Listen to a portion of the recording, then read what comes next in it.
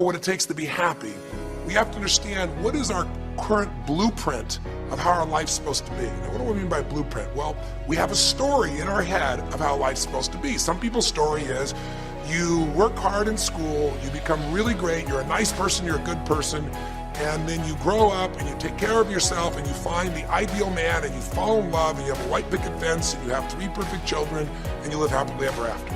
Somebody else's story, the old story was you work really hard in school, you excel in college, you go to work for a big corporation, and you move up through the ranks until you're the president or chairman of the company and you become successful and respected throughout life. These are some old stories. Obviously, the stories that we hear today of what people's lives are supposed to be like are completely diverse. We no longer have these little archetypes, but one archetype still seems to remain.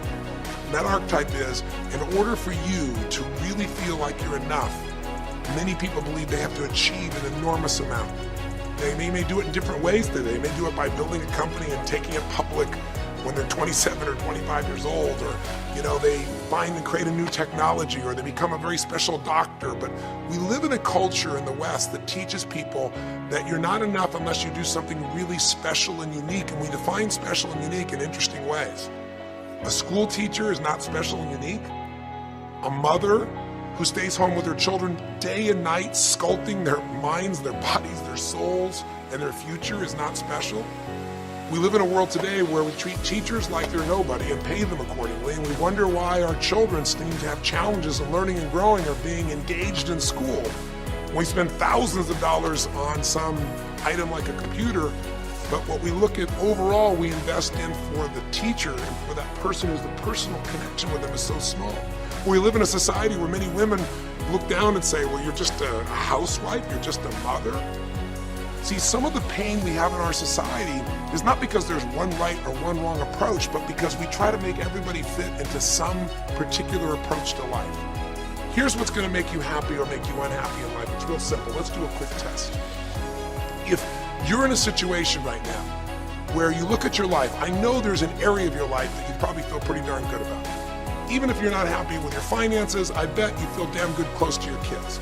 Or if you're not close to your kids, maybe you don't have any kids, maybe you feel really good about your career.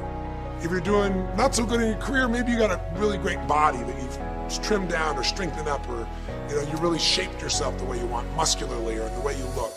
Or if that's not happening, maybe you feel a really special connection with God, or really close to your mother or father or your family, whatever. Almost everybody has an area of their life you feel really good about if they're honest, and if they're fair to themselves. What's an area of your life you really feel happy about? I want you to think about it for a moment, truthfully. What's an area in your life today that if you wanted to be happy about it, you really could feel proud about it? You could feel like it's an area you're doing darn well in. And if you're really hard on yourself, there's still an area. What's an area? I want you to think of it right now.